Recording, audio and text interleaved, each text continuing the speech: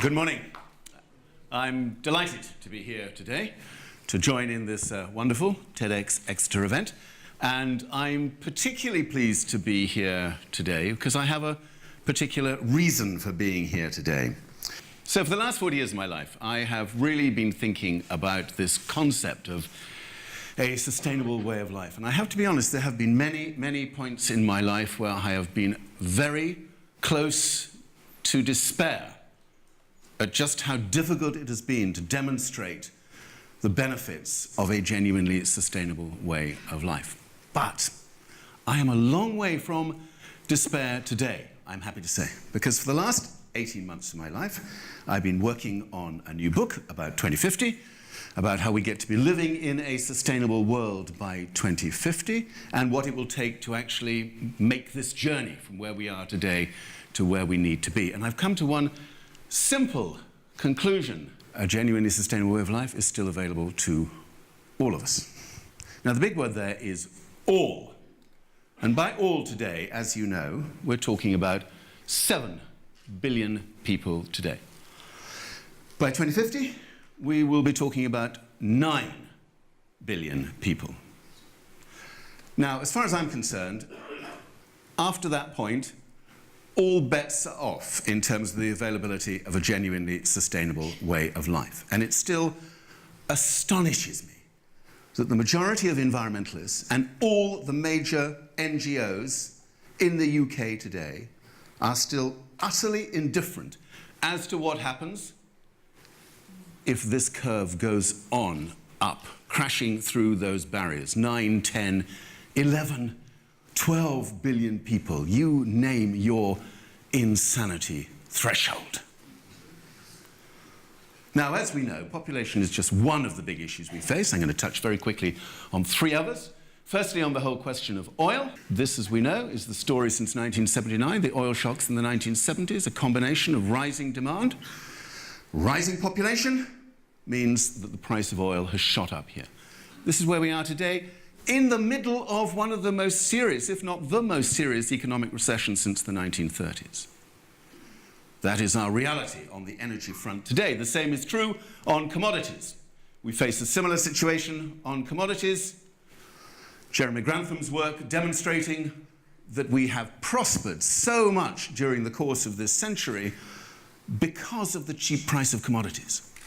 And now the price of commodities is rising all the time, again in the middle of one of the most serious economic recessions since the 1930s.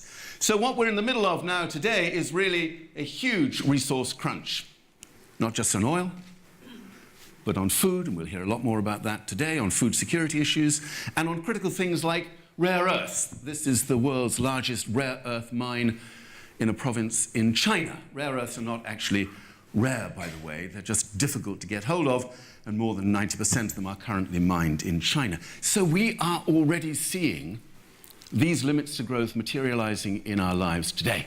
And on top of all that, of course, we have the problem of accelerating climate change. Most climate scientists now would acknowledge that 2012 was a real annus horribilis, the worst year ever, in terms of the feedback loops in natural systems, demonstrating just how quickly the climate is becoming very unstable indeed. And for many people, that is something that demonstrates the need for profound change. Yet in reality, we are still on a complete business as usual track. That little sum of money, $523 billion. That is the calculation done by the International Energy Agency, demonstrating the total amount of money that governments around the world made available to fossil fuel industries by way of subsidy, by way of taxpayers' money. $523 billion still supporting fossil fuels at a time when we know we have to go in the other direction.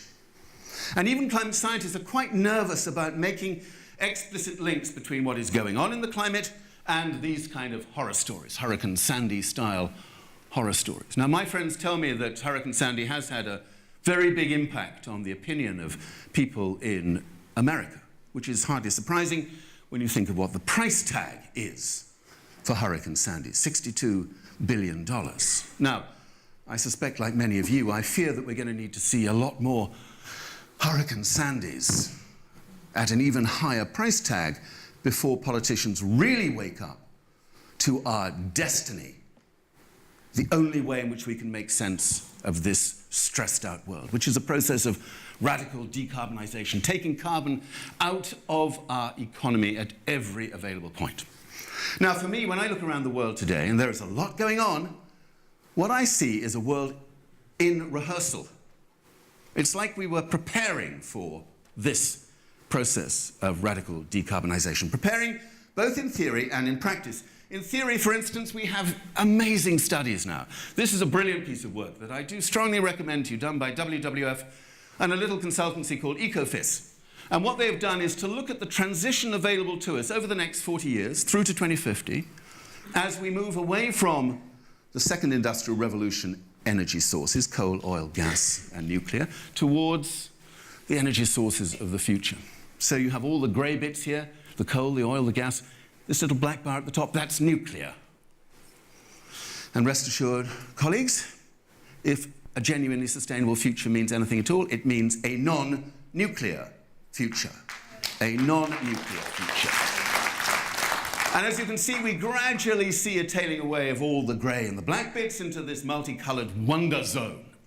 The green, the blue, and the yellow, made up of solar, of wind, of bio, of geothermal, a little bit of wind, a wave and tidal thrown in there for good measure as well. Now, interestingly, from an economic point of view, this transition from the grey to the multicoloured represents, of course, trillions of dollars of new economic value as we migrate from the one to the next. It's going to be a period of astonishing change, and that is already happening in our midst. You can see it in the rich worlds. We begin to understand the power of solar energy. You can see it in developing and emerging economies, particularly for communities that are not connected to any central grid system. And most of this is down to one particular revolution, almost as uncommented on as the rising commodity prices, is the plummeting price of photovoltaics. This is a little curve taking us from 2001 to here, 2012, showing the price of PV in the US and in Europe. And what you can't see is we're on our way down to this magical threshold here, the $1 a watt threshold, the grid parity threshold, where a unit of energy from solar costs no more than the same unit from coal, oil, gas, nuclear, whatever it might be. And we are well on our way to that. In some countries, we are already at grid parity. And the Chinese manufacturers who are responsible for this amazing story, I'm happy to say, are not really content with $1 a watt. All the talk in China at the moment is how quickly can we get down to 50 cents a watt. It doesn't even appear on this graph. 50 cents a watt is a revolution in our midst. How long will it take? I don't know. 5 years? 7 years? 10 years? It doesn't really matter. It is literally just around the corner in terms of the technologies available to us. And beyond that, we know that when countries get serious about this, we see integration. This is Germany. Germany is not just doing solar, not just doing bio. This is an anaerobic digestion plant, of which there are thousands in Germany. We're lucky if we have a few here in the UK. Not just doing wind, but joining the whole thing up, making it into an integrated system. And that's going to become a lot easier. And I'm now going to show you what I fear may be the most boring slide that has ever been presented at a TEDx conference anywhere in the world. Is this the most boring slide? Because this is just a cross-section, a tiny cross-section of some of the storage technologies that are being invested in now all around the world. In the US, in China, in Japan, big time after Fukushima, in Germany, here in the UK, big new investments going into storage. And why? Because you cannot net the full benefits of renewable energy without proper storage systems. Welcome to the world that now awaits us. This is me here, standing next door to someone called Dr. Nawal Al-Hosni, the director of the Zayed Future Energy Prize in Abu Dhabi. And we are standing next to one of the parabolic troughs that cover 1,200 kilometers in the desert in Abu Dhabi. It is the world's largest concentrated solar power plant, commissioned just 3 weeks ago at the inauguration of the new government of the United Arab Emirates, who all chose to bring their new government into being at this astonishing facility. Is that surreal? Possibly. Is it symbolic? You bet it is. Because this is where the world is going. And that is really the most exciting thing I can offer you today. Some people call this the Third Industrial Revolution, the title of Jeremy Rifkin's wonderful book in which he exhorts us all not to give in prematurely to apocalyptic despair. Because if we get this right now, we are on the way to something breathtakingly different. He calls it the energy internet, where electrons move through our energy systems as easily as bits of information move through our electronic information systems today. And that's the real power lurking in the wings here, the permanent, ongoing internet revolution, the so-called Internet of Things. 50 billion things connected up using smart information systems by 2020. Even more excitingly, 5 billion people, at least 5 billion people connected to the internet by 2020. It is the world of hyper-connectivity. So think for a moment about 5 billion people crowdsourcing solutions to problems that we currently think of as being intractable. This innovation pipeline is why I am now not in despair, why I feel very excited about what's actually happening, because in every field of what I call here pro-sustainability endeavor that makes for a better world for all 9 billion of us by 2050, in every field, that innovation pipeline is absolutely bulging. Now, I'm only going to give one tiny insight into that today, and that's in the world of water purification. This is a technology that happens to come from Unilever, Hindustan Unilever, introduced to the market 3-4 years ago. House scale, home scale, very domestic, not cheap, but certainly affordable for a large number of citizens in Southeast Asia, India, and elsewhere. Since then, all sorts of competitors have brought their products to the market. Big companies like Tata and P&G, small companies bringing new ideas to the market, all with one intent in mind, which is how do you bring the service of water purification into people's lives at a price they can afford to relieve the world of the scourge of illness and death caused by polluted, contaminated water. This is an innovation story that is just growing and growing and growing. Somewhere in a lab, somewhere in the world today, some bunch of really bright innovators are working out how to use a straw so that when you put the straw in a glass full of polluted, contaminated water, between the point where you suck the water up into your mouth and the point where you swallow it down, that water will be completely purified. This is going on right now. Nanotechnology makes a lot of these things possible in a way that we could not have imagined before now. So this innovation pipeline is absolutely bulging. And this is how I see it, really. This is where we are. We are still in an extraordinary race.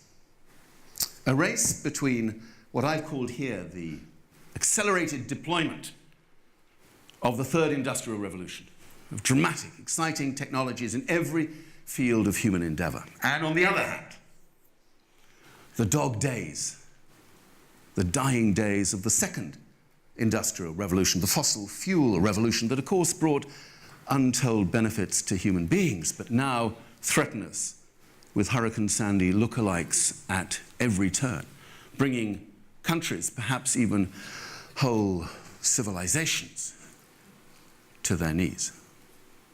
Now that's the race we're in. But the most important thing is, it is a race. There is still time. It is not too late. However many times you hear people say that. And technology lies at the heart of that potential. Now, I have to be honest, I still find it a bit surprising to hear myself uttering those words. over the last 40 years, if I'm being absolutely candid, I have been no great fan of technology. Indeed, I have often been very skeptical, critical even, of the phenomenon known as techno-fixing, where people choose to proselytize the astonishing benefits of technology, partly in order not to confront the deep structural, economic, and philosophical issues that lie at the heart of our corrupted model of progress. A form of technological escapism which has served us ill over the years. And as you will all know today, we have a completely new cohort of techno-fixers in our midst today. Environmentalists who have, if you like, chosen to prove their newfound faith by viciously attacking environmentalists themselves, by accusing the environment movement of naivety, by attacking us for our belief that the precautionary principle is still quite a useful way of protecting us against the worst excesses of technology, of accusing us of blindness to the benefits of the technologies that they themselves have so gullibly fallen in love with, namely nuclear and GM. It's quite difficult to make the case for technology when people think the only case to be made is for nuclear and GM. And I guess that is my big nervousness, that I might get caught up in that sort of techno-fixing illusion, which is why I have left this figure hanging here in front of us all this morning. $62 billion was not only the cost of Hurricane Sandy, it is also the total amount of revenue that President Obama will be able to claw back into the US Treasury by cancelling the tax reliefs that his predecessor, George Bush, made available to the richest of the already obscenely rich in the United States. By cancelling those reprehensible, immoral, wicked tax reliefs, $62 billion back to the US Treasury, $62 billion. So here's the story, really. I think it's relatively easy to make the case that the prospects for humankind depend absolutely now on this third industrial revolution, on radical decarbonisation. I think it's a lot harder to make the case that the prospects for humankind depend equally, absolutely, on a radical redistribution of wealth, on a political and economic revolution, as well as a technology revolution. Without that, no amount of technology breaking through is likely to build a genuinely sustainable society for all. So that's my simple conclusion. Yes, I actually really do believe this, that a brilliant, genuinely sustainable way of life is available to all, just so long as we bear in mind that sustainability is at least as dependent on equity as it is on technology. Thank you.